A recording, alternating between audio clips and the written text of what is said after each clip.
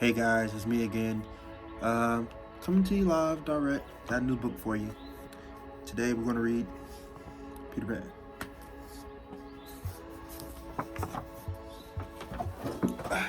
Let's get it.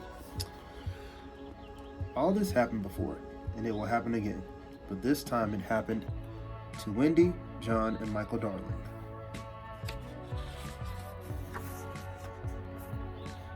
Peter Pan chose this house because in it were people who believed in him.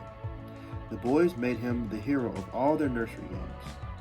Wendy, the eldest, was the supreme authority on Peter Pan.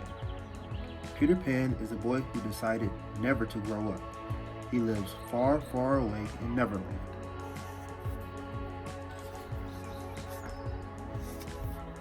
Every night, Wendy would tell her brothers stories about Peter Pan's marvelous adventures with pirates and Indians.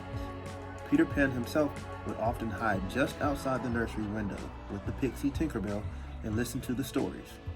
On this particular night, Peter Pan overheard Wendy telling her brothers some very unhappy news.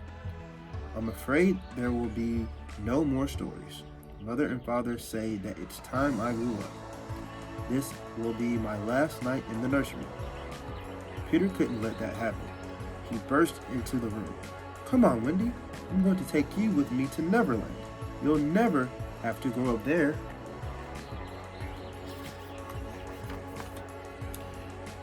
"Peter Pan! Oh, I just knew you would come. John, Michael, we're going to Neverland."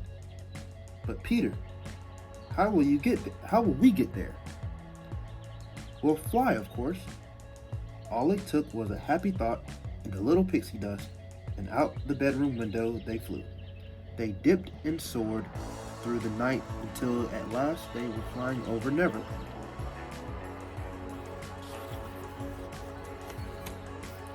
"Oh, Peter, it's just as I dreamed it would be. Look, Michael, there's Mermaid Lagoon, and the Indian camp. And John, there's Captain Hook's pirate ship." John could hardly wait to cross swords with real pirates. What an exciting place. Neverland promised to be lots of fun for all of them. For them all.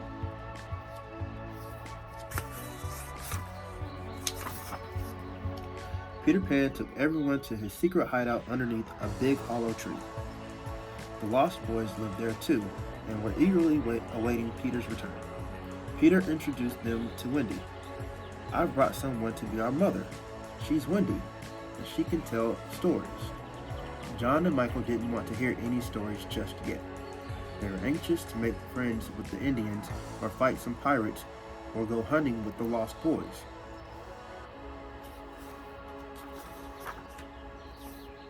Peter thought for a moment.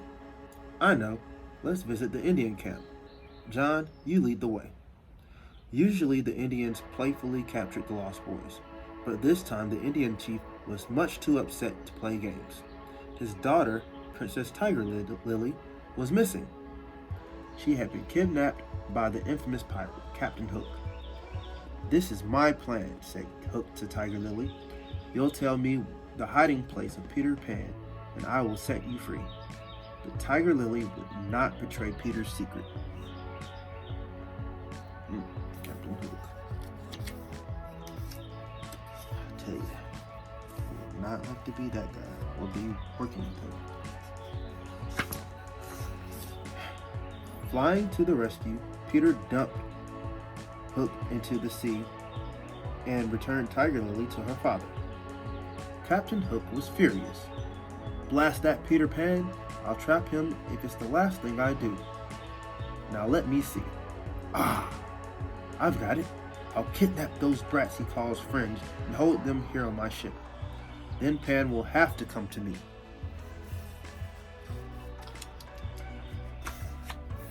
While Peter was away, Captain Hook captured Wendy, John, Michael, and the Lost Boys.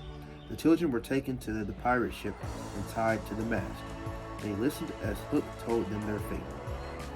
"Now, my fine fellows, which will it be? Will you all turn pirates, or do you want to walk the plank and fall splash into the sea?" Wendy proudly shook her head. "We will never become pirates. Peter Pan will save us."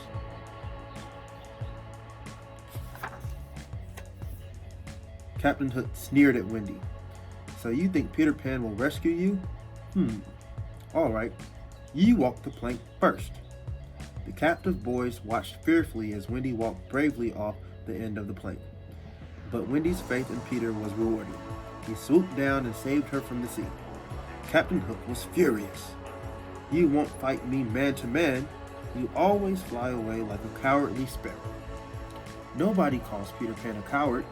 I'll fight you, and with one hand behind my back, you codfish. Peter grabbed a sword and landed on the deck. The two fought their duel back and forth, up and down the pirate ship. Finally, Peter got the upper hand. Admit it, Hook. You're a codfish. You win, Pan. I am a codfish. Then Peter chased Hook and his pirates off the ship.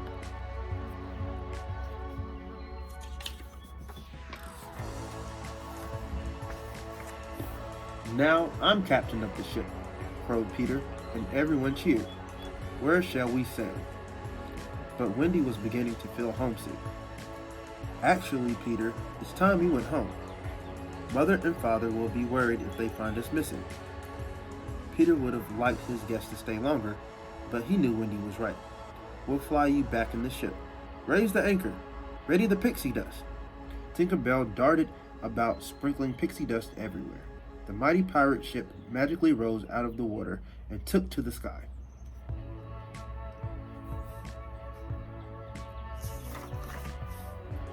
After Michael, John, and Wendy had been safely returned home, they watched the pirate ship sail silently back to Neverland. Peter and the Lost Boys waved goodbye. They aren't ready to grow up yet, explained Wendy. She put John and Michael to bed. Then she settled down for her last night in the nursery. Wendy was smiling as she slipped into sleep. She would never forget the boy Peter Pan and the wonderful adventure they all had in Neverland. The end. Hope you guys enjoyed. See you next time.